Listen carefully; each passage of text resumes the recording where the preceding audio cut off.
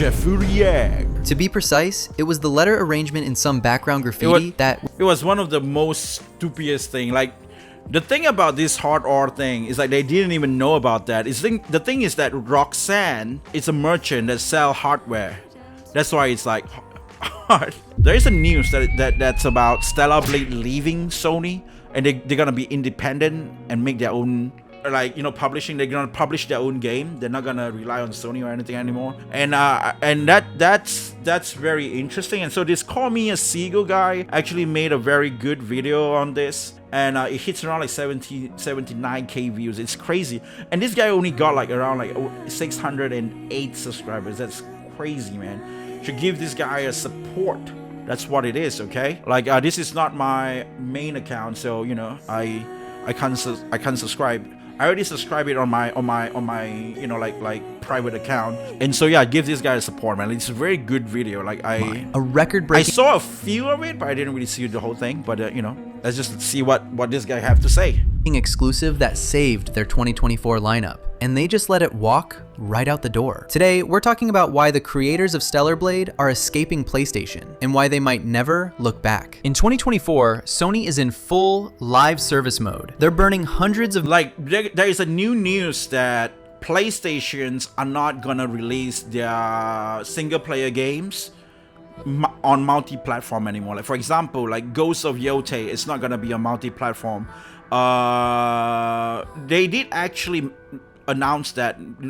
Did they announce? There were news that say it was supposed to be releasing on PC right after a year later or something like that. But they decided to change the course because I think they probably see it, right. Like it's like everybody just laying on and relying on PC gaming too much that it got like a weird sort of monopoly. Like, in my opinion, like putting out on everything on Steam, it's definitely making Steam very too big, too huge in some sort of opinion, in my take. It's not necessarily like a good thing. I feel like it's kind of scary as well, because there are a lot of games they were available on Nintendo, and somehow they were censored on Steam, and that's one of the concerns that I have with Steam. So I feel like a lot of like Xbox, I'm not pretty sure about Xbox too, but a lot of like company like Nintendo and Sony probably is seeing that right now. So, you know, just keeping, like, I always have the thought of like making games exclusive always build better identity. Like, you know, it builds identity on the game, and you know, like Mario, it's always a Nintendo game, right? Mario's, it's like when people say about Mario, it's Nintendo. But nowadays, if you say Sonic, and they're like, Sonic? Is it Sega or something like that? A lot of people know it's Sega, but if you ask like other random guy, right, not a gamer guy, Sonic, and then he would probably not even know about Sega or anything like that. He probably would say like, oh, is that the PlayStation game? Is that the PlayStation game? Is that the Nintendo game? Because I saw a Mario versus Sonic Olympic game or something. You know, it depends on people, right? So, you know, so we all know that Mario, Zelda, or like, you know, like Metroid, they are Nintendo games, so they build up good identity. So I can see that, you know, I'm not sure. Like, for me, I'm on the side where Sony doing the exclusive stuff is the best thing, right? They're trying to go back to the exclusive thing. It's a good thing.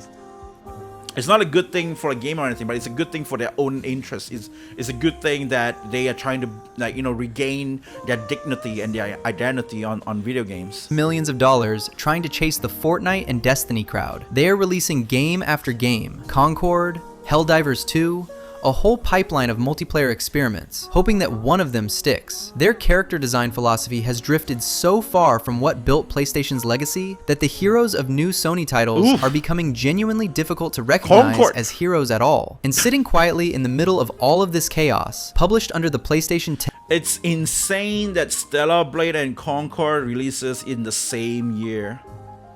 Is a game from a South Korean studio that most of the Western gaming press had never taken seriously. That's true. Like, Sony would never plan to like advertise this game at all. And the funny thing is, when the game appeared in February, and they see everybody was freaking out about the game. Like I remember 2024. Like before that, Sony tried to keep trying to push Final Fantasy VII Rebirth, or like any other games, right? Like weird. Like I don't know why they just keep trying to push Horizon as well. Horizon Lego and weird shit. And I was like, what the hell is happening?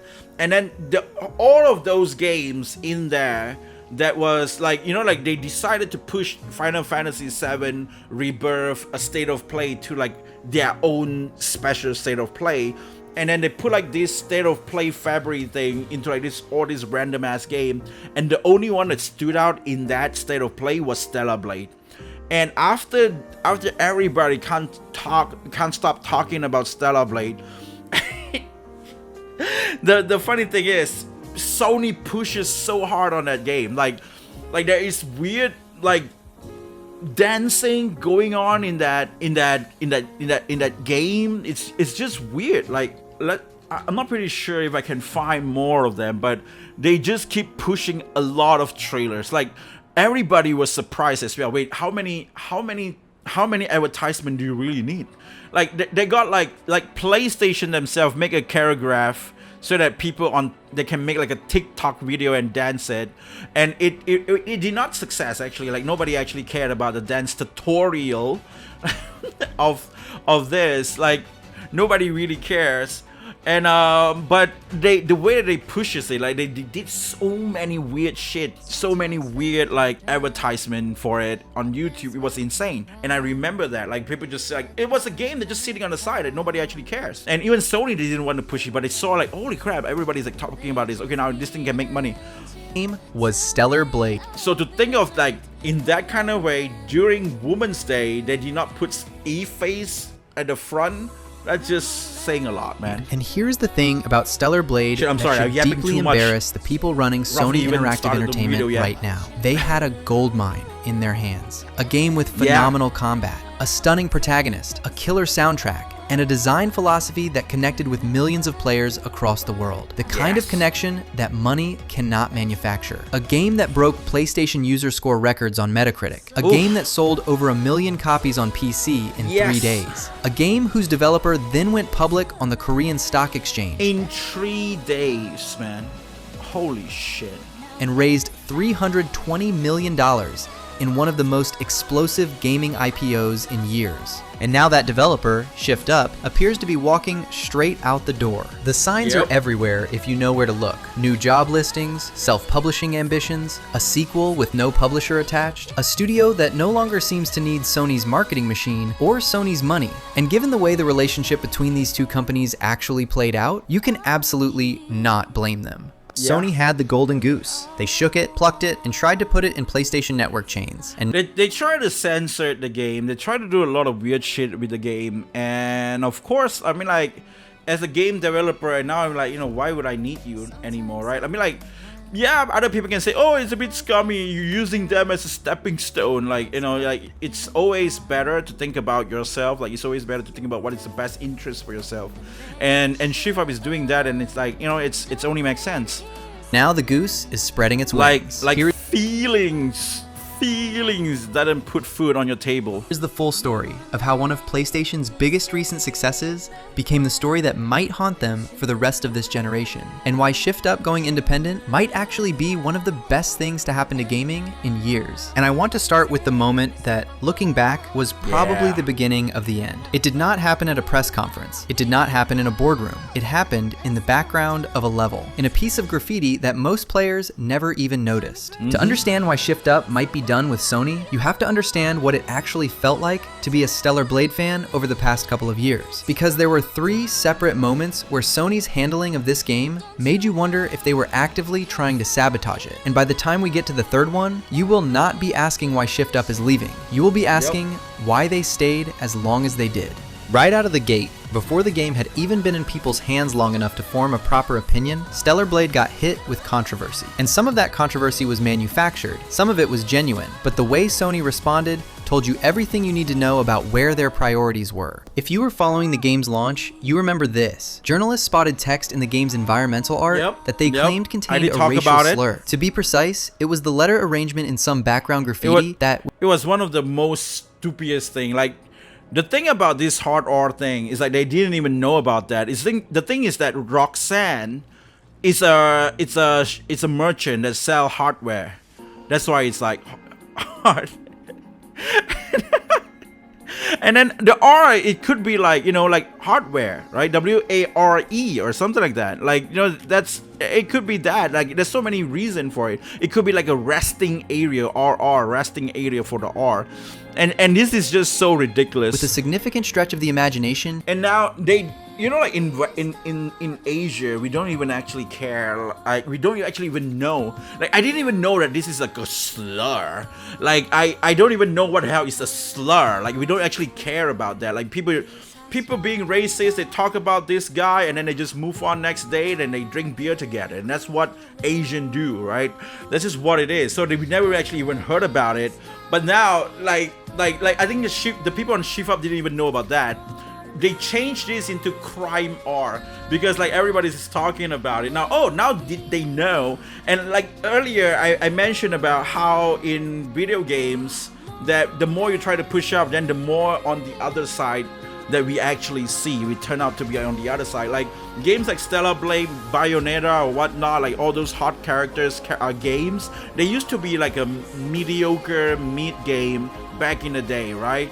Like it was like this hidden gems of like an indie, not really indie though, I think like on the side where nobody actually not on the mainstream. It was like on this niche like area. They have their own fan base, and you know, like people really like this type of game.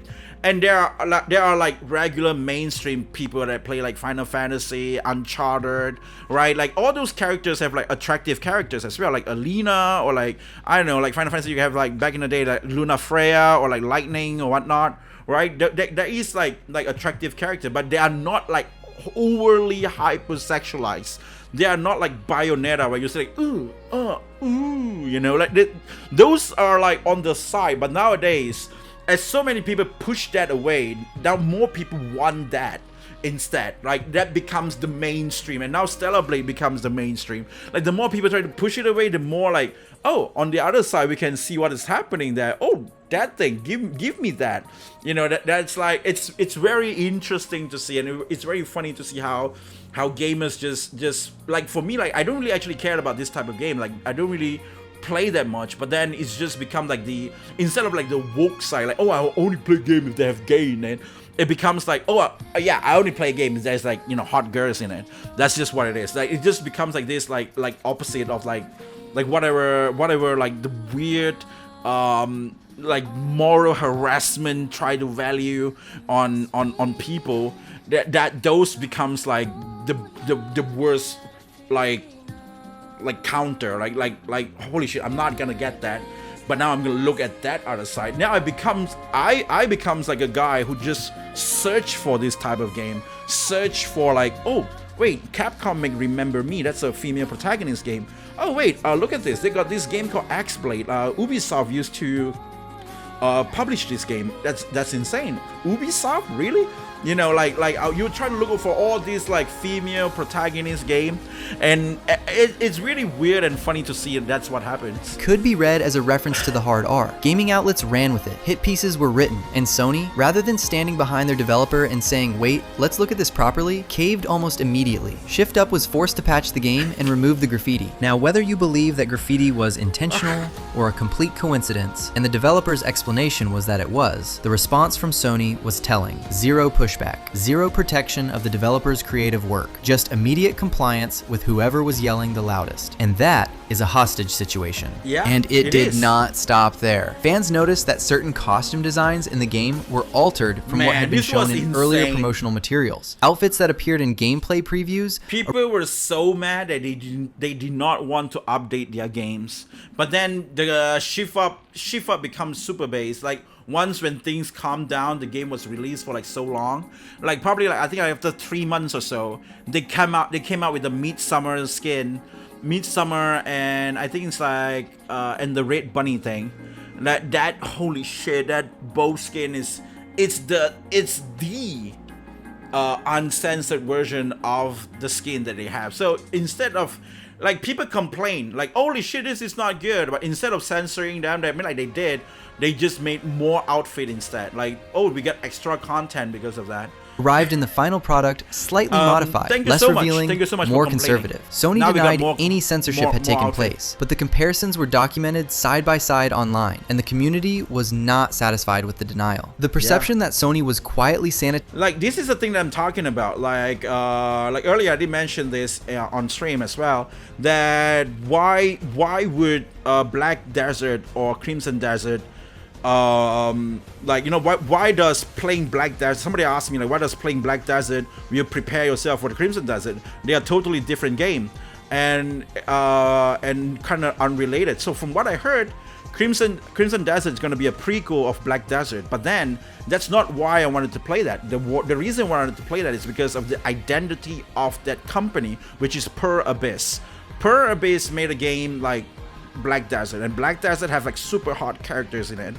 And so from so far what I see in Crimson Desert, there is no hot outfit or whatever that kind of like, you know, like identity that made Per Abyss or Black Desert. Like, I don't see any of those girl design characters inside the trailer of Crimson Desert. Is that because they're trying to release the game on like trying to make it look like, you know, trying to appeal to more wider, broader audience? So on YouTube that's what you can see, but in the game they do have like amazing outfit in it. But so the same thing goes with Stellar Blade, right? If you ever played Nikke, the game that other games that Stellar Blade made, or even Destiny Child, you would know that this is their identity, where they like the character that they made, like super hot and stuff. So that's the reason why when you see something, wait, they did this is what they did, and something changed, and this is what they changed to. I don't think that is like what they intended to do. It's definitely censored, and exactly that's what we saw, right? The same thing goes with like Ninja Gaiden. That's what happens. Neo, that's what happens as well.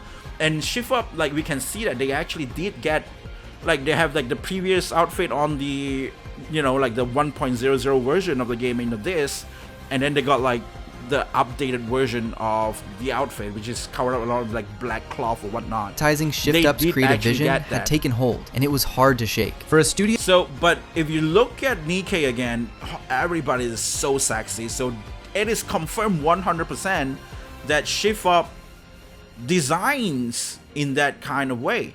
And so seeing that it's really gonna push down during then, it was like, oh yeah, this is definitely censored. But then you know what, because that's like before it released, but after the game released, nobody actually talks shit about it because the sales is too high. The game is so successful that it doesn't matter. Like the game literally made Kim Hyung-tae a billionaire. Whose entire design philosophy is built on creating aesthetically fearless, like this outfit right here, this is awesome. Characters, like a philosophy that directly produced Eve, one of the most beloved action game protagonists in years. Video flop hardcore because of paid online on PS, and they can be dumb enough to think you go work to make money. You sit well, see. That's the thing. Like, and I think like, yeah, you can play it for free, and not really free. You still have to buy the game, right? You still have to buy the game, and then you can play it for free on Steam or even PC, I guess. But on PlayStation, yeah, PlayStation is PlayStation Plus stuff. It's not really just BDO. It's like all the other online game. You want to play online game on PlayStation, you gotta get their PlayStation Plus.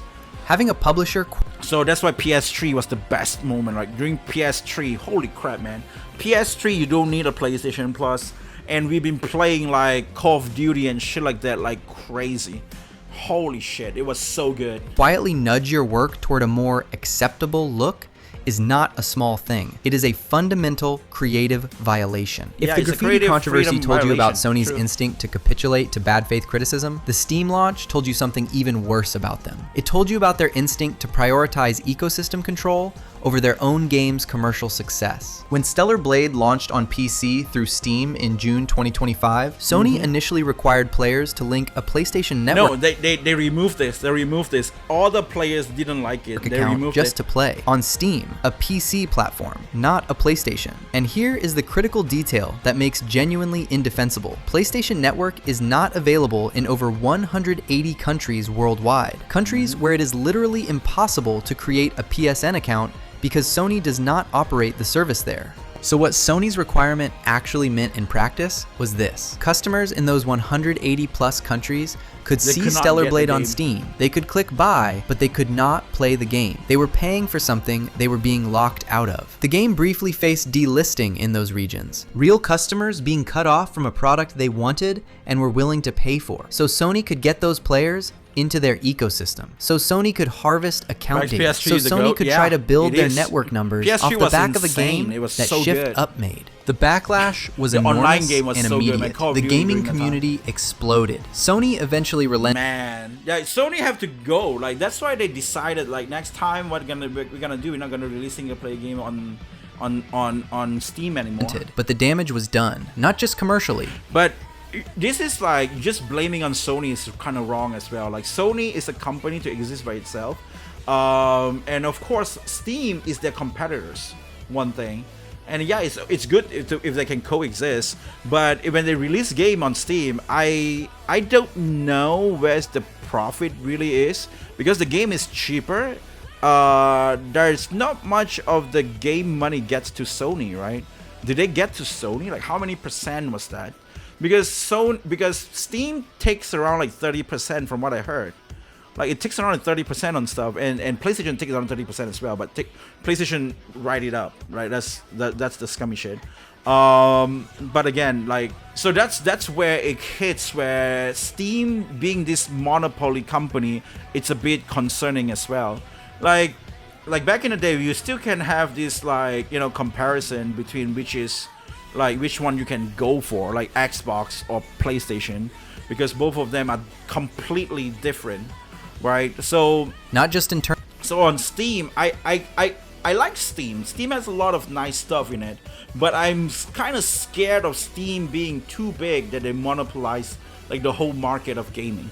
That is just scary, because I mean like they censoring games that's already scared, and then they are a very wuss company as well, because MasterCard and Visa card that is being controlled by feminism can actually control how they control games is insanely scary. And that's the reason why I'm concerned, right?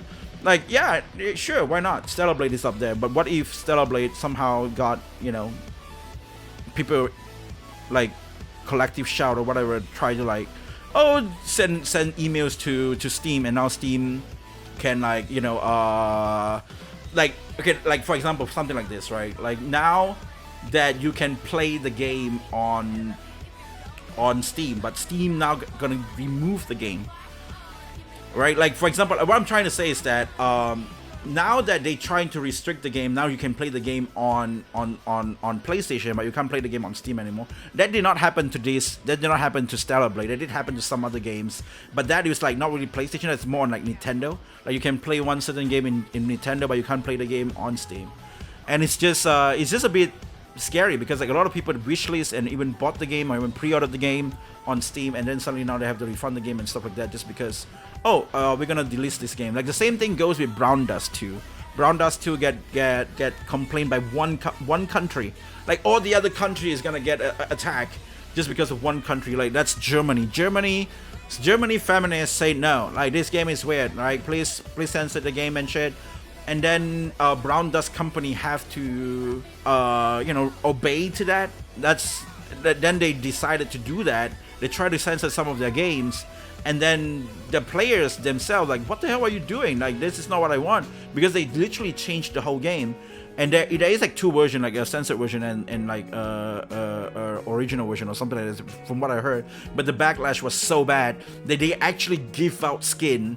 They give out a paid skin. Like the paid skin usually costs around like $60 or so.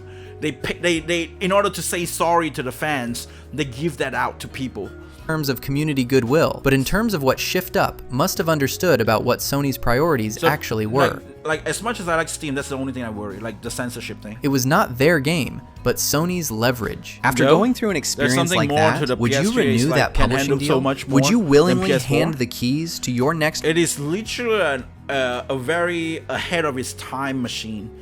I think that's what PS3 is. Like, it was a very, very what we call it again? Very ambitious machine. Like, they really put in a lot of things, Blu-ray, some USB slots, and you know, it's like a computer, but it's not a computer or something like that. Project to a company that proved under pressure that your game's reach mattered less to them than their network sign-up metrics. Now, you could argue that the graffiti controversy and the PSN disaster were just operational failures. Bad decisions, badly executed, but fixable. Corporate clumsiness, not malice. And maybe that argument holds if it were not for the third thing. Because the third thing is not a mistake you fix with a patch. It is a fundamental mismatch in values. And it goes right to the heart of why Stellar Blade exists at all. There is a deeper philosophical incompatibility here too, and it is worth naming directly. Sony's first-party output over the last several years has trended in a very specific direction. Character design choices have become what many fans describe as safe, or alternatively, shaped by a particular set of cultural pressures. Not safe, it's just ugly. It's just ugly, man. Look at all the characters that Sony make. Like, holy shit, Ghost of Yotei.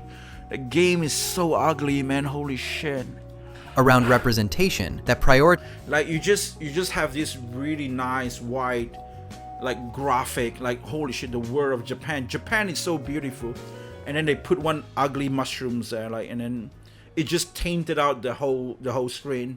Like, you have this nice, like, you know, like a nekomata, which is like the tulips. Is that like a catnips? Like, what? No, I don't, like, what is it called again? Like the cat tail thing, like, you know, like.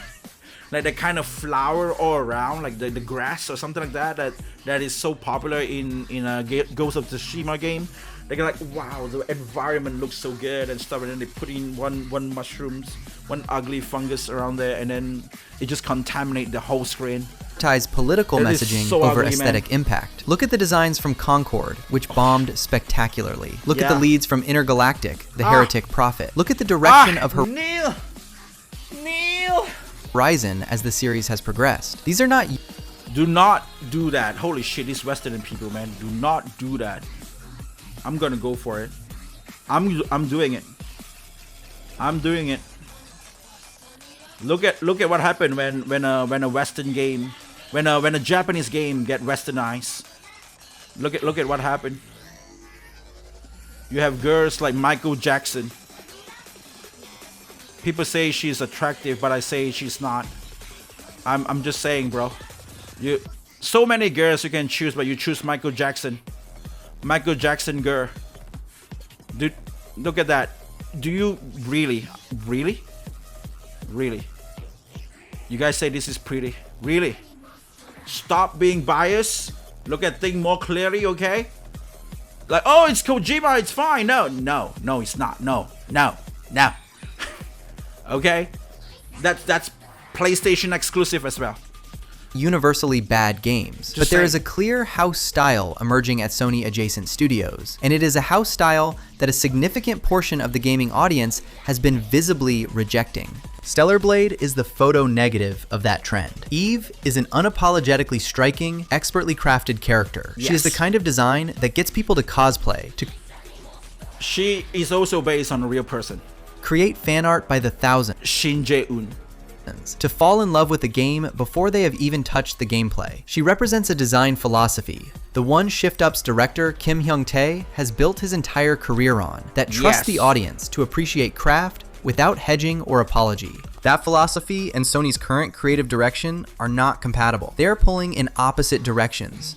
And when the studio making the games is philosophically misaligned with the publisher financing them, you can patch your Trust me, man, if they have a chance, they will make Tifa look like shit as well. graffiti, you can adjust your outfits, you can survive one terrible Steam launch, but eventually Tifa almost got nerfed with the boobs. I mean, like, the boobs actually did get nerfed, but you know, the relationship it's still fractures. big, but it has got to. nerfed. Sony was never going to let Shift Up be Shift Up. Not fully, not without friction. And Shift Up is finally in a position to do something about that. Which brings us to the part of this story that most people are sleeping on. Because everyone is talking about this like it is a creative breakup, a developer walking away from a publisher that stifled their vision. And that is true, but it is only half the story. The other half is a number, and once you hear the number, the creative argument almost becomes secondary. Here is where the story gets genuinely exciting, because what Shift Up is doing right now is not just a creative decision, it is a business masterstroke, and the numbers behind it are extraordinary. Let us start with the IPO, because this is the foundation of everything. In July 2024, Shift Up went public on the Korea Exchange. They raised 435 billion won. Holy shit. What? It can fight with Hyundai? Holy crap. Roughly $320 million. At the time, it was the largest public offering for a gaming company in South Korea since I think they're still the biggest, gaming company in South Korea. PUBG publisher Krafton raised $3.8 billion back in 2021. Investor demand was so... Wait, PUBG is made by Krafton? Which means they are the one that make the Project Win, the chicken game. What? So it is a Korean game then? Holy shit, that chicken game was insane. Intense that applications for shares exceeded available supply by 226 times. 226 times. That is not a studio scraping by. That is a studio that the global investment community looked at and said, we believe in this team. Yes. And they have been putting that capital to work. Is this Black Desert linked to Crimson Desert? No, it's not. I already finished playing Black Desert and Crimson Desert. Usually now I'm changing my method of making videos or streaming on YouTube. Because right now I'm multi-stream and stuff, and I want to do reaction as well. So usually I would spend the first 4 hours playing a game, and after the first 4 hours or 3 hours, then I would start reacting to videos and play some demos and other stuff. So that's that. But I'm not gonna change the title on YouTube. I already changed the title on Twitch because the thumbnails and stuff. Like at first, the first thing, right? That's what it is. So that's how I'm approaching with videos these days, just so that people that watch this video right here as well would know, okay? So that I usually just stream a game. When I finish a game, then I end the stream. But I feel like that's like a double work because I always react on some other times by just myself or even on Kick or something like that. But then I might actually even multi-stream on Kick at the same time right now. So I feel like, the first 4 hours I just spend on playing the games or whatever the thumbnails and the title set. And then after that, I will react to stuff and just play some other games or any other stuff on the, on the other times. That's just what it is. In 2024, Shift Up achieved annual revenue of roughly 219.8 billion won, reflecting approximately 30% year-over-year growth. The studio expanded its headcount. It gave employees PlayStation 5 Pros as a bonus for Stellar Blade's success. It has been building, hiring, and investing at a pace that reflects serious institutional ambition. The PC launch of Stellar Blade alone, which came over a year after the PlayStation 5 release. This is one of the most craziest things that happened in a PlayStation game. Like every game that people said, oh, the game is already out, people already played them, and it's just not gonna build that much, it's not gonna hit that much sales, it's not gonna hit 1 million and stuff like that. People played them already, and then the game came out and people played them, and I'm gonna shit you not, people that play them has already played them. People that play them wanted to play the mods, one thing. So they make people buying the game twice, right? There are huge fan of Stellar Blade that liked the game so much that they play it on PlayStation. They like the game so much they want to support Shift Up that they actually buy the game again when it release on Steam. And there are also like other people who didn't have PlayStation and they wanted to play the game as well. They do have that game as well. But holy crap, man! This game, this PC version was that, and then.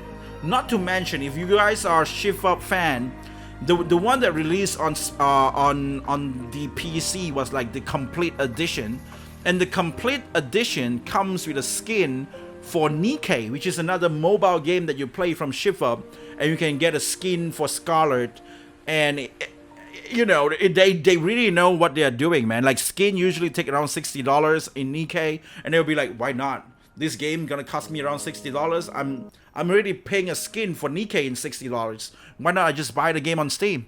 sold more than 1 So that's what they million did. copies in its first 3 days on the Nothing market. to do In with Black 3 Desert. days. Oh, you're asking me about Black Desert linked to Crimson Desert? I'm sorry. Black Desert is the sequel of Crimson Desert. Crimson Desert is the prequel of Black Desert. That's what it is. On a platform where the game had already been available to pirate for over a year. That is what legitimate demand looks like. That is what happens when you build something people actually want. Now here is the part that every developer understands viscerally and that most players never really think about. When a publisher finances and distributes your game, they take a cut. Sometimes a small cut, often a very large cut. Reports in the gaming industry frequently cite publisher revenue shares ranging from 25% on the low end all the way up to 50 or even 70% of net revenue for deals with heavy upfront funding. For Stellar Blade, Sony was the publisher. That means a meaningful portion of every copy sold on PlayStation 5, Should be on going PC, to PlayStation. went back to Sony. We know from ShiftUp's own securities filings that the revenue they recognized from Stellar Blade in the months immediately after launch was measured in the billions of won, but it represented only what Sony paid out to them from the game's total commercial performance. Sony was keeping the rest. If ShiftUp self-publishes Stellar Blade 2, they keep all of that. Every dollar from every Xbox sale, every dollar from every PC sale, every dollar from every PlayStation sale. No revenue share,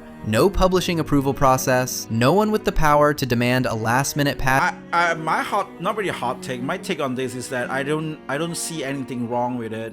Like, it's a business thing, right? Like, yeah, like Sony, you're staying, like, the first thing first, Stellar Blade did not get its recognition by just being Stellar Blade. Yeah, it could probably be a successful game, but because Stellar Blade was a PlayStation game and it was released on the State of Play, and that's where when people saw the game the first time, and like that's where it was like, you know, getting published up by the name under the radar or the umbrella of Sony. And so it was also Sony who actually put them in the map, right? So I don't see any like whatever that happened, like he's just mentioning just now about the numbers and shit.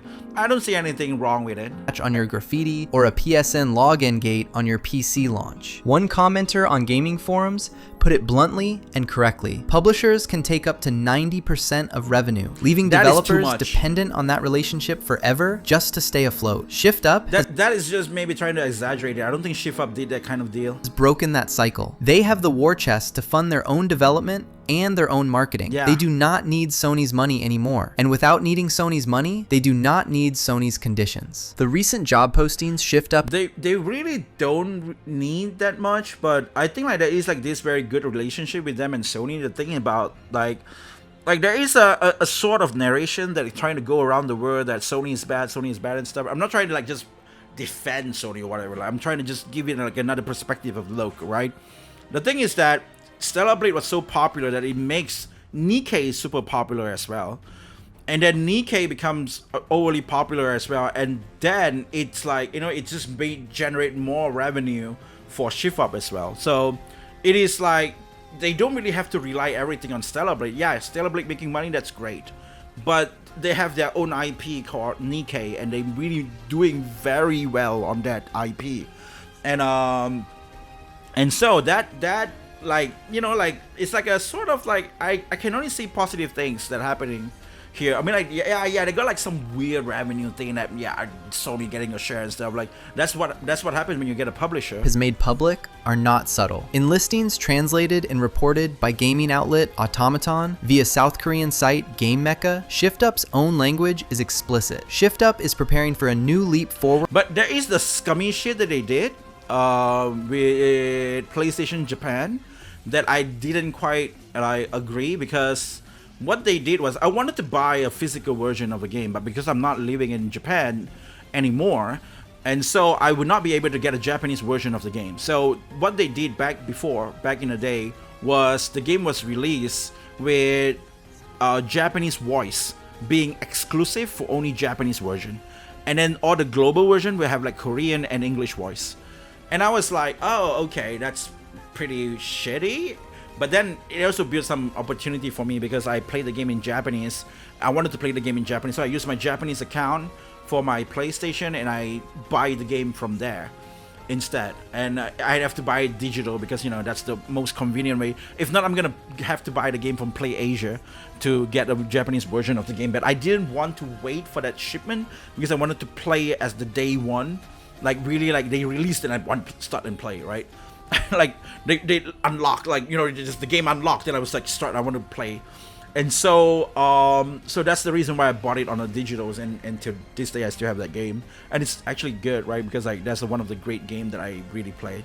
I'm planning to buy it on PC as well, of course. In the global market, So I can beyond play the some worldwide mods. success of Goddess of Victory Nikke and Stellar Blade, we aim to expand our self-publishing capabilities to support internally developed titles across consoles and PC. The roles being advertised include communications manager, creative lead, marketing manager, and multiple localization positions. These are not the job listings of a developer. These are the job listings of a publisher in formation. They are building the infrastructure to reach every platform, every region, every potential customer, entirely on their own terms. Among the preferred candidate qualifications listed for some of these roles, having earned the Platinum Trophy in Stellar Blade, they are not just hiring professionals, they are hiring fans. They are building a publishing division staffed by people who love what they make. That is a culture statement as much as a business one. But here's the thing nobody is talking about loudly. It's always great to hire people that have a good interest or a fan of your product.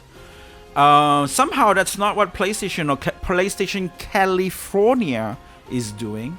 They hire people based on DEI, and many of the Western companies, I'm not pretty sure why. Like recently we saw the news with Jeff Kaplan, right? The guy from Blizzard was so he's like so tired. Like he's just like, like he's so fed up of the gaming industry that he just like wanted to get away from people. Like there's like a 5 hours video of like a podcast on Jeff Kaplan and why he quit Blizzard, and if you see that, like he decided to make a new company of himself for himself that everybody is passionate about games instead of like a weird ass like HR hired DI bullshit that it's going to destroy your company.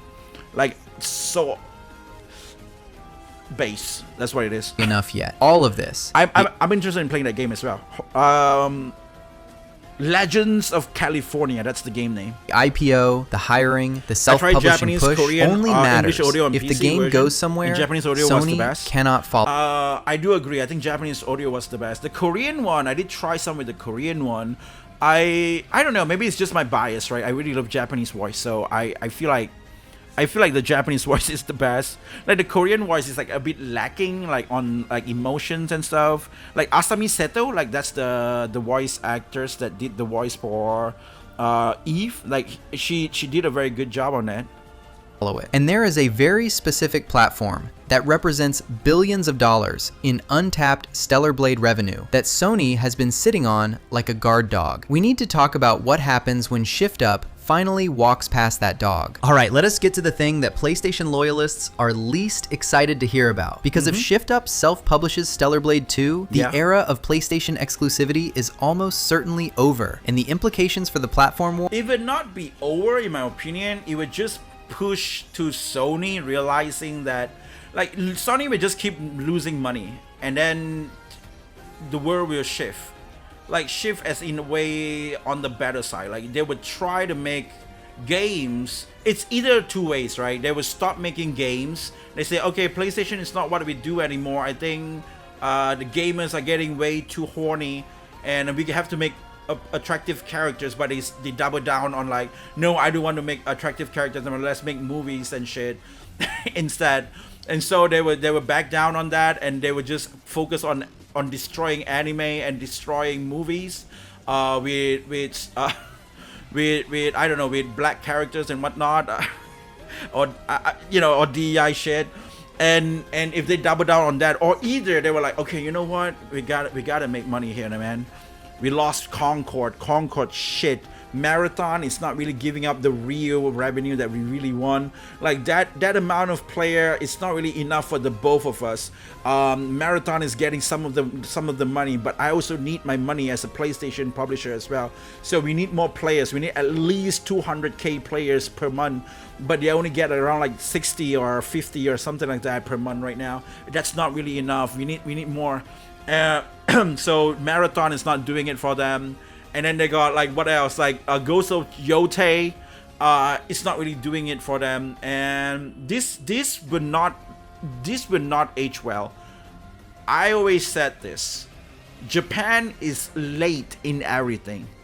What I mean by that is Japan get Facebook 3 years later after everybody got Facebook. Like we got Facebook in 2009, Japan got Facebook in 2012 or 11.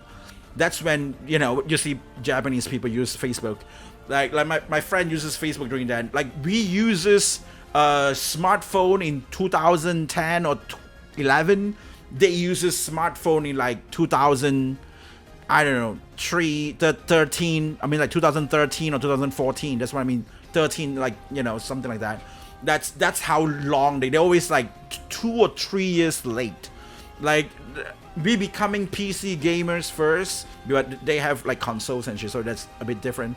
But like, you know, and then they become PC gamers like maybe in 2020 or whatnot. During that time, I saw a lot of people. I think at 2019, 2020, I see a lot of like slowly a lot of people talking about graphic cards and shit like that. But we've been playing, you know, PC games ever since like when we were like teens and just like 13 years old or whatnot. But they've been playing. They didn't play PC games that much.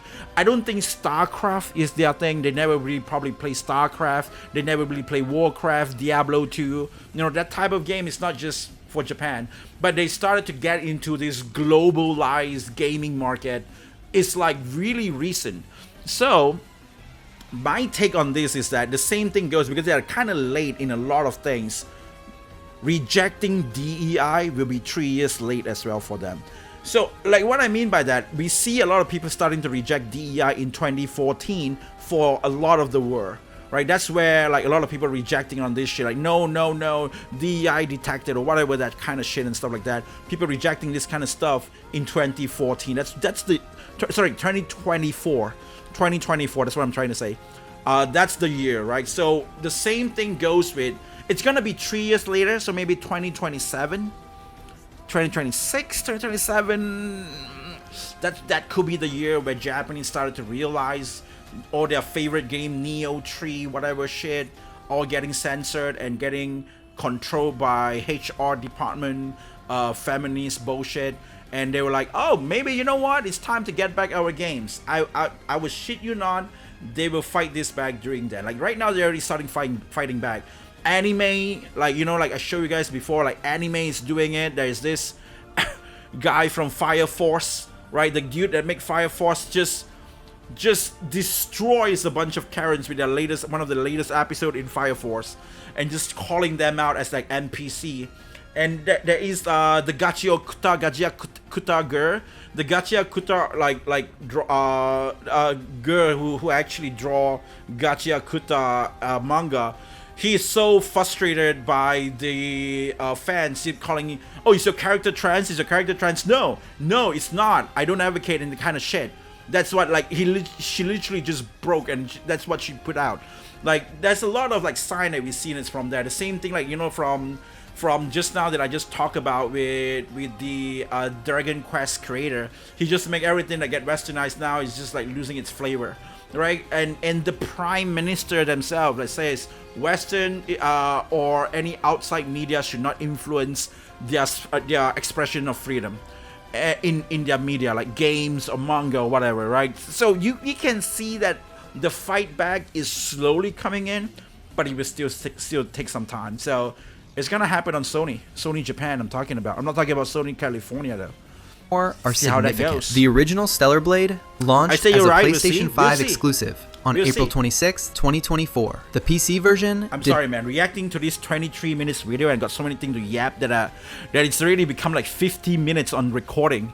did not arrive until June 2025, more than a year later. That gap was a function of the publishing Sorry, arrangement with I Sony. have too much It was thing to not yap. a technical limitation. Sony's strategy, particularly in the early years of the PS5, was to use major titles as exclusivity weapons. You want to play this? Buy the console. That strategy may have made sense in a different era. In 2024 and 2025, it is increasingly anachronistic. The PC gaming market is enormous. In stealth, I feel like console is coming back. Look at even Steam Machine is coming back. Steam Machine is trying to take over the console market, and I think that's one of the reasons why Sony wanted to pull back and release on like they have a new competitors now. Here comes a new challenger, which is Steam for PlayStation. Now PlayStation versus Steam is gonna be the next console war that we'll be able to see.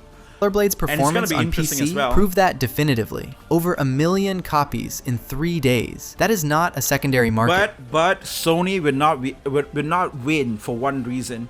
Not because of their wokeness or what shit, no. It was because of Steam willing to put hentai games on their platform. Like, you got so much NTR-aholic. Summertime, I don't think Summertime Sega is there. Well, like, summer memories, winter memories. Holy shit, all these legendary games, man. Mango Party published games. Ooh. Just because of that sole reason, the biggest market on the media is not really movies. If porn or JAV able to show out their real sales, the real revenue, the most money made entertainment out there is corn. Okay? It's just literally corn. So if you make a corn game and put it on your platform, if you allow people to put it on your platform, it would generate so much. And these games are easy to make. They are easy to make, man. They are not hard and shit. They are like in 1 year you get like 4 or 3 games from the same developer making the game. How many NTR Legend that we get? Like that series that we get from Monkey Party and Mango Party and stuff. Like, they got so many similar type of game like almost every year. Like I mean like, holy shit, it's just non-stop. Like I don't know what happened to NDR-holic XXX, but that's a weird one because that company somehow it got delayed for like 4 years and now people are fed up with it, so people are not really looking at that. No updates as well. But on the other side, like all those other people that is making them, every season you will get a new game. That is how horny people are. That's just what it is, man. That's the sole reason why Steam will win and Sony would not. Like, if Sony started to allow, then maybe, yeah. Primary market that was kept waiting for 14 months for commercial and strategic reasons that had nothing to do with what players wanted. If Shift Up self-publishes Stellar Blade 2, there is no reason for a staggered release. The game would launch on PC simultaneously with consoles. And given that Shift Up's own job listings specifically mention support for consoles, plural, not PlayStation, the implication of an Xbox and potentially Nintendo version is hard to ignore. The Xbox? What Xbox? What do you mean what Xbox? Wait, Xbox got console? I thought everything is Xbox. What do you mean Xbox? Wait, Xbox?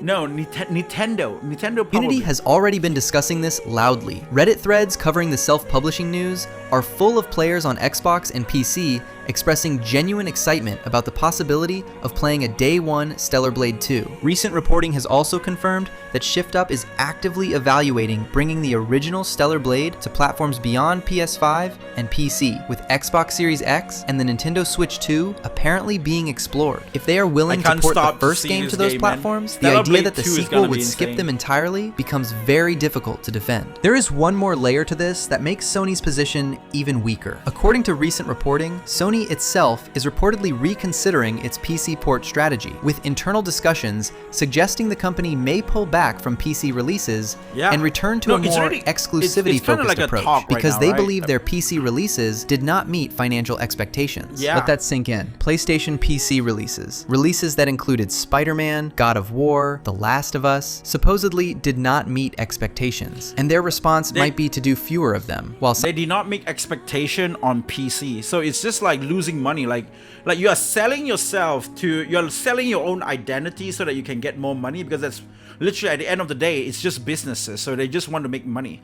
But releasing it on like other platform, throwing away your pride, throwing away your identity, but then that's fraction of money is what you get. Is it really worth it? Like, you know, is that like really worth it selling yourself off? I think that's what like Sony probably think of right now. Like, holy shit, we've been trying to sell all this PlayStation game on Steam and, you know, put aside our pride, put aside our dignity, and put aside our identity, and we're just like, oh shit, why not? Like, you know, PC, people like PC, let's just try to sell a game on PC and see how that goes, right? And they decided to do that, and now like people just keep shitting on it and just waiting for the PC version, but nobody actually even buy that much on the PC version. And so what's the benefit that Sony will have to actually release the game on there, right? That's just it's just gonna be like in every, like if you try to draw like the X and circle, like, you know, what is like, you know, the pro and cons, there's a lot of cons instead of the pro. So I think that's one of the reasons why they want to, you know, pull out.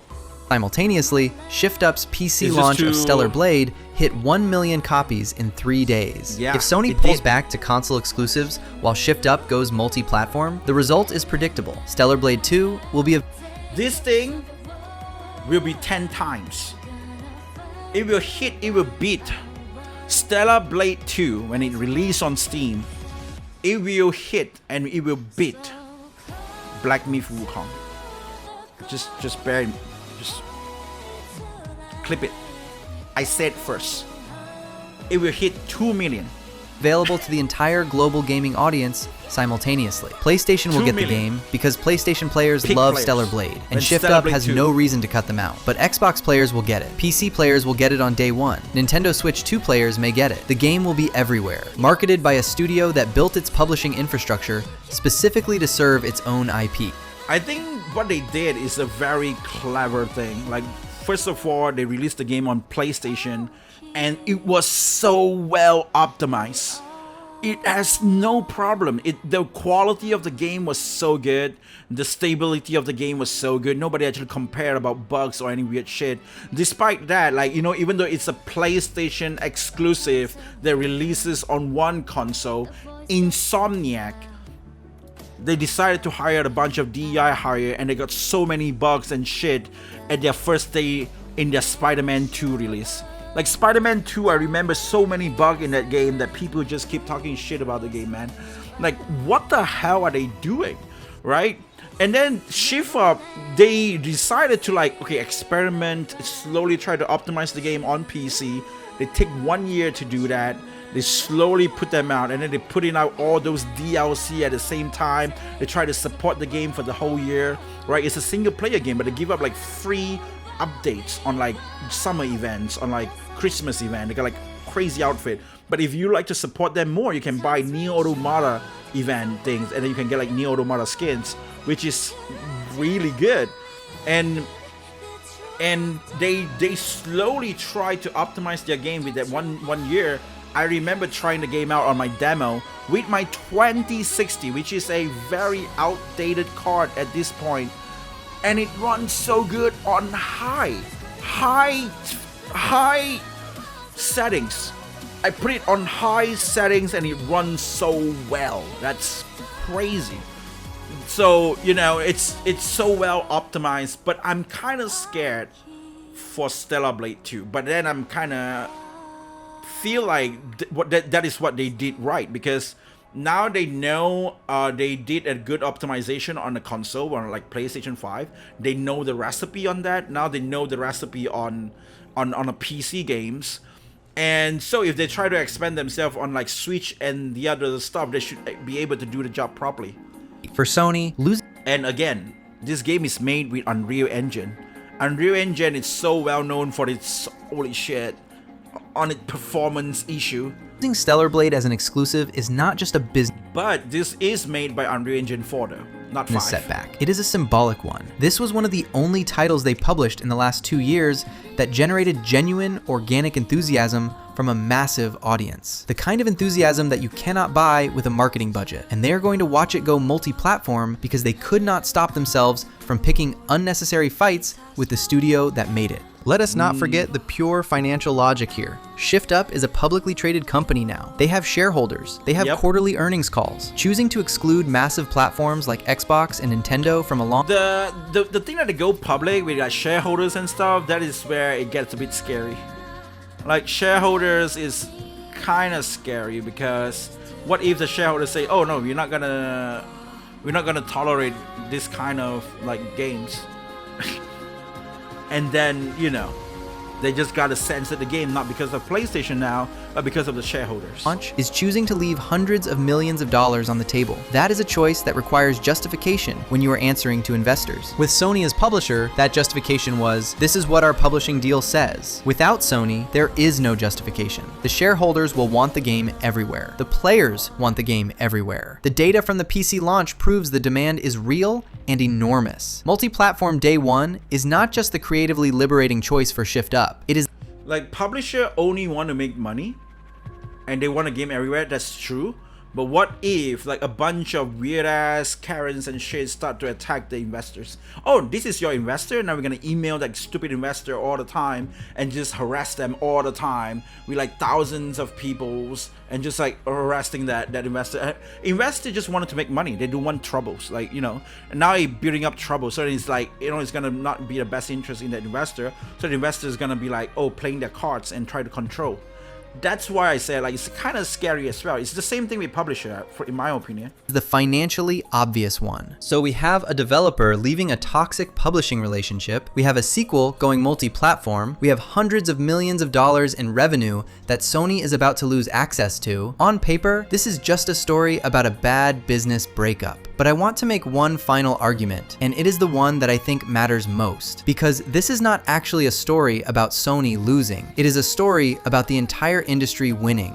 And the reason for that is something most people completely overlook. So let us zoom out. Because this story is bigger than just one developer and one publisher having a falling out, this is about something more fundamental happening in the game industry right now. And it is something worth celebrating. The traditional model of game publishing was born in an era when developers genuinely could not reach players without a publisher's infrastructure. You needed distribution deals, retail relationships, marketing budgets, certification. You probably need like a connection with like the game industry people. That's definitely something that you gotta go and look for them. Like, oh, I'm gonna release my game on Steam and I have this publisher, and then they have to go there and sell the games.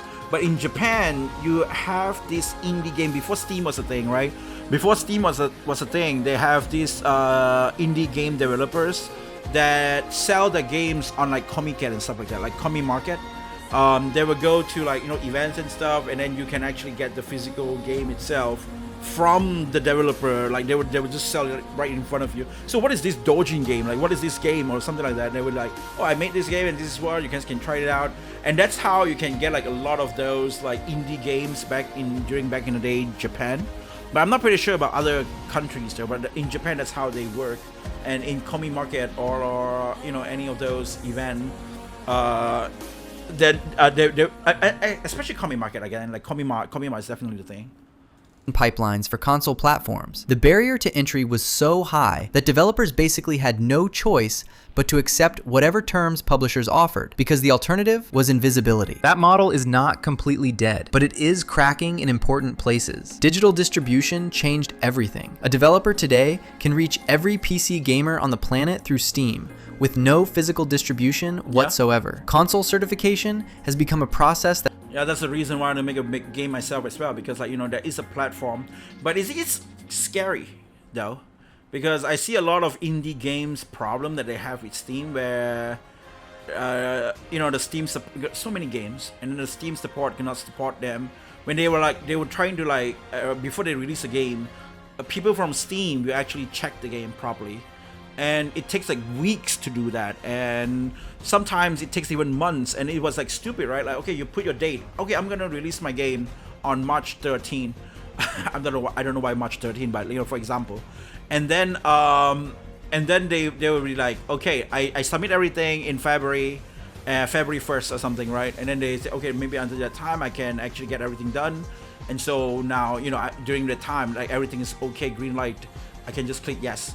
And because that's the time when you finish your game, right? So you do that, but then the Steam side will be like, you announce it to everybody, hey, my game is gonna be released at this time, this date and time, or whatnot. And then this is the time that's going to be like published. But then Steam will be like, oh, there's some problem with your game, like just like 2 days before, and then you have to fix the shit, and then you'll be like, oh, what the hell? So that's actually pretty scary as well. But I think, like, with reputation, like big company like this, they probably have a team and people inside Steam that as well. studios can navigate themselves if they have the right team. Marketing through social media, content creator relationships, and community building is increasingly accessible to studios that understand how to speak to their audience. Yep. What has historically held developers back from self-publishing is capital. You need money to fund development without a publisher's advance. You need money to run a marketing campaign. You need money to survive the gap between finishing a game and seeing its first sales. That is why so many studios end up signing deals that cost them the majority of their revenue, because the alternative is running out of money before the game ships. ShiftUp no longer has that problem. They have $320 million from their IPO. They have ongoing revenue from Goddess of Victory, Nikke, which generated over $30 million in a single quarter as recently as Q3 2025. They have royalties. From what I know, Kim Hyung-tae is a billionaire. I'm not talking about yen billionaire, I'm talking about dollar billionaire. From continued Stellar Blade sales that are still bringing in close to $20 million per quarter. They are not in survival mode, they are in expansion mode. And from that position, self-publishing is not a risk. It is the rational, obvious next step. There is a reason that the best creative work often happens when the people making it have autonomy over the final product. Not because collaboration is bad, not because publishers never add value, but because the pressure to please a corporate intermediary. The thing about this, like, when I saw Kim Hyung-tae talk about the character design, it was insane how he really knows about human's body. Like, when he said about, oh, this part of the position, oh no, that's where the abdomen is, that's where the, like, like all the names of the inner of human, like, like liver, heart, or lung, or something like that, right? Like, even those small little things, he knows where it is, like, precisely as well. He's like a doctor, but it's not a doctor, but he knows all where those things are so that he can create a proper, lady's physique, or like looks or appearance. Who has their own strategic agenda, their own platform metrics to hit, their own cultural sensitivities to manage, their own legal teams flagging risks, inevitably introduces friction that has nothing to do with making the best possible game. ShiftUp's vision for Stellar Blade was specific, coherent, and deeply personal. Kim Hyung-tae is not making these games by committee. He has a design language, an aesthetic philosophy, a sense of what he wants his characters and worlds to feel like that is identifiably his. That is rare, that is valuable. And that kind of singular vision does not benefit from a publisher stepping in to say, can we just make this a little less that? Without Sony, ShiftUp can make Stellar Blade 2 exactly as they intended. The outfits will be the outfits they designed. The narrative will be the narrative they wrote. The release. Let's really hope that's the case, man. That's what we really want. Because again, the company went public. Before that, the company haven't go public yet. The company went public, and now there is investors to please. Will go everywhere they want it to go. Kim Hyung-tae is an amazing character designer and artist, early 2000s. Yeah, I know Magna Carta. Back in the day, I did play the game, but I never really know what kind of game it is. But do you guys know that Magna Carta 2, the gameplay looks exactly like Final Fantasy VII Remake? You have an action RPG game with like a ATB thing going on at the side. Like, I was so surprised. We can take a look at that after this video. Line they choose. Like, no forced PSN integrations. Like, we can take a no look at the quiet patches after launch. Gameplay. No crisis management because a game journalist decided to squint at graffiti and call it a slur. Just the game, made by the people who know how to make it for the audience that loves them. Here is the honest truth about what Sony's approach to Stellar Blade reveals. Sony is increasingly a company that is confused about who it is making games for. Their live service bets have failed spectacularly. Concord became one of the most expensive failures in gaming history, shut down just weeks after launch. Their first-party character design choices have alienated a significant portion of the audience that made PlayStation great. Their PC strategy is reportedly being This is my hot take, man. They make Scarlet look so Korean, but Eve looks so Japanese. I mean, that's my opinion, though. That's how I look at it. Like her face is so Korean, but but Eve's face is so Japanese. After underperforming their own expectations. Meanwhile, a Korean studio that Sony helped bring to a global audience made something that people genuinely loved. Turned that love into a $320 million IPO and is now building the infrastructure to no longer need Sony at all. That is not Sony's failure to keep Shift Up. That is Sony's failure to be the kind of partner worth keeping. The industry benefits from Shift Up going independent in ways that extend beyond just Stellar Blade fans. When a mid-sized studio demonstrates that you can go from a developer to publicly traded, self-publishing global studio, it's always better to be that. Like, it's always better to be self-publishing game. But again, right, I'm just worried about the investor side, because the same thing going on with Square Enix right now. Square Enix has this activist publisher that is from Singapore, where they just keep talking shit to Square Enix, and I kind of get it, right? Because Square Enix is not really doing well, and then I did make a stream that just reacted to the whole thing, like just checking out the whole publisher, not really publisher, sorry, the whole shareholder documents on Square Enix. But there are, like, when I look at it, there are a lot of like area that is just very unjustified as well. Like, it's just weird. Like, they did not really. I'm afraid that they don't really actually know what Square Enix is. But then, you know, like, then again, that's Square Enix problem to fix. That's not really my problem. But then, you know, we are just here for like gossips and shit. But that's one of the things I'm concerned about, that company as well. In the space of a few years, by making games that people actually want rather than games that check the right institutional boxes, it sends a message. You do not have to take a publisher's deal. You do not have to compromise your vision to survive. You do not have to hand over 50% of your revenue to someone who will then second guess your creative choices. The best developers in the world deserve the creative and financial freedom to make what they are truly capable of making. Shift Up has earned that freedom. They are claiming it. And the result, whenever Stellar Blade 2 lands, is almost certainly going to be a game made with more creative confidence, distributed more widely, and building a larger audience than anything that could have come from a continued arrangement with Sony. Do you guys remember this part, this scene right here? It is more bloody. But then PlayStation, or I think it's PlayStation, there's no other reason why they actually tune it down, because it was way more bloody, but then they tune it down. Sony's loss is the industry's gain. If PlayStation will not let Shift Up, like, it was more like it's like watching Bleach.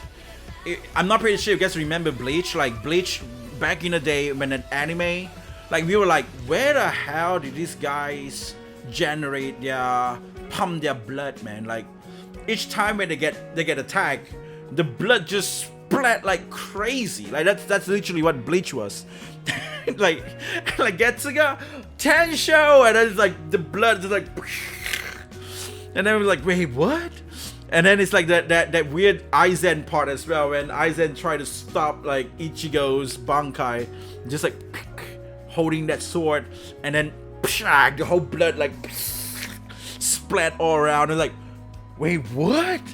So that was exactly Stellar Blade before Stellar Blade got censored. Up be Shift Up. If they cannot stop themselves from patching out the graffiti, altering the outfits, and locking PC players out of the game so they can capture PSN signups, then Shift Up is better off without them. And frankly, so are we. Stellar Blade 2 is coming. It is coming before 2027. The development is reportedly progressing in a structured manner, with the location scout confirmed and inspiration drawn from cities like Chongqing, China. It will almost certainly not be a PlayStation exclusive. It will almost certainly launch on PC day one. It may well launch on Xbox and Nintendo Switch 2 as well. It will be made entirely on Shift Up's terms, by people who earned a platinum trophy in the first game, staffed by a team that loves... Like before this, it was like them, they were like, oh please, PlayStation, can we put your game? Can we put our game on your platform? And then Yoshida, Shuhei saw it. Yoshida, wow, this game is awesome, man. I'm gonna talk to the guys on the PlayStation. Yes, I'm gonna put your game. I'm gonna put your game in PlayStation. And then nowadays, like, you know, it would be like Shuhei Yoshida would not care, because Yoshida Shuhei is literally he already retired from PlayStation. So it would be like some other guys from Sony have to like go and kneel down. It would be like, Tanam, they will go do Dogeza and shit, and like, please put your game in our PlayStation. what they are building. That is the promise of a developer that has outgrown its publisher. That is what creative freedom looks like when it is backed by financial independence. And that is why, even though PlayStation fans might feel the sting of... At the end of the day, it's always about money, man. Like, if you have money, you can do whatever you want. You can do whatever you want. Losing an exclusive, the broader story here is a genuinely optimistic one. Shift Up started as a small Korean mobile studio. They made a gacha game, then another, then bet everything on a $100 million console title with an unapologetic protagonist that half the gaming press wanted to dismiss. They launched it as a PlayStation exclusive, survived the controversies, went public, broke records on PC, and are now standing at the edge of becoming a fully independent global publisher. If that is not a story about nature healing and the industry course correcting towards something better, I do not know what is. That's awesome. Drop your thoughts in the comments. That is really good of a video. Jeffu react. Why did I Sony had a gold mine. Damn, I can't believe this guy only got like 600 subscribers, man. You guys should probably go ahead and support it, man. Come, like, seriously. Holy shit. So get ready to watch a video with a real voice but huge accent or AI generated. What the hell do you mean by that? I mean, like, your voice is okay. I pray to God they self-publish. Not only Shift Up, Capcom, Square Enix, and also teaching Sony exclusive. According to Capcom, 50% of their sales is on Steam. Yeah, it is. It is. And yeah, I mean, like, they've been doing stupid shit too much. The time when Square Enix and PlayStation, I think these are the two companies that decided to put out their main headquarters on California, is the time when their studio got killed. Like remember how PlayStation CEO was this white guy, but now they actually bring it back. Like, a Japanese guy is now a CEO, and I think that the same kind of thing. Wait, did that happen to Square Enix? But I'm not pretty sure. But you know, that's literally what happens. And for Square Enix, they really just clean houses. They lay off a bunch of like QA staff in London, England, or and then in California as well. Like, all the West like branch are all gonna get, like, you know, deleted. and they just going to focus back on Japan. And that's what it is funny. Like, I think, like, a lot of this stuff are being pressured by Chinese game, like, you know, Black Myth Wukong, Phantom Blade Zero, and whatnot. Like, these games, they really...